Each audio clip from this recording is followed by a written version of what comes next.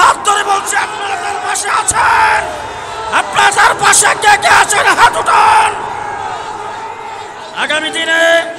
আগামী দিনে খালেদ সাইফুল্লাহ আইয়ুবীকে সংসদে পাঠাতে হবে। সেই সংসদে খালেদ সাইফুল্লাহ আইয়ুবীকে সংসদে পাঠাতে কে কে প্রস্তুত আছে?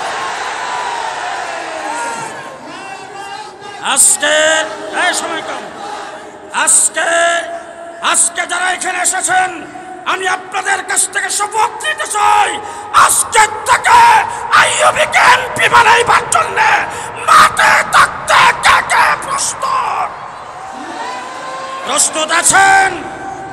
আছেন? যদি প্রস্তুত থাকেন, আমার ছেলে, আমার ইস্তেহাবাজান আইয়ুবীকে বলবো, একটু দাঁড়াও বাবা, একটু দাঁড়াও। তোমাকেও জনগণের পাশে থাকতে হবে, সেই প্রশ্রয় তোমাকে দিতে হবে, তোমাকেও পাশে থাকতে হবে। আমি তার হাত ধরে বলছি, আপনারা তার পাশে আছেন? আপনারা তার পাশে কে কে আছেন হাত উঠান।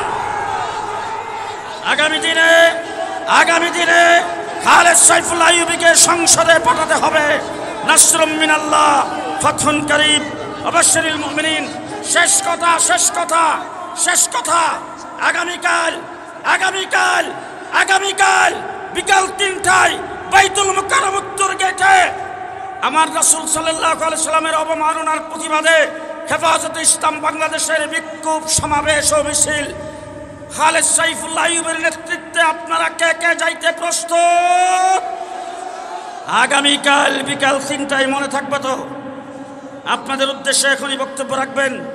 আপনাদের আগামী দিনের ভবিষ্যৎ এই এলাকার মাটি ও মানুষের সাথে থাকার জন্য যিনি প্রস্তুতি গ্রহণ করেছেন, প্রতিশ্রুতি দিয়েছেন, আপনারাও যাকে আগামী দিনে সংসদে প্রেরণ করবেন, খালেদ সাইফুল্লাহ আইয়ুব।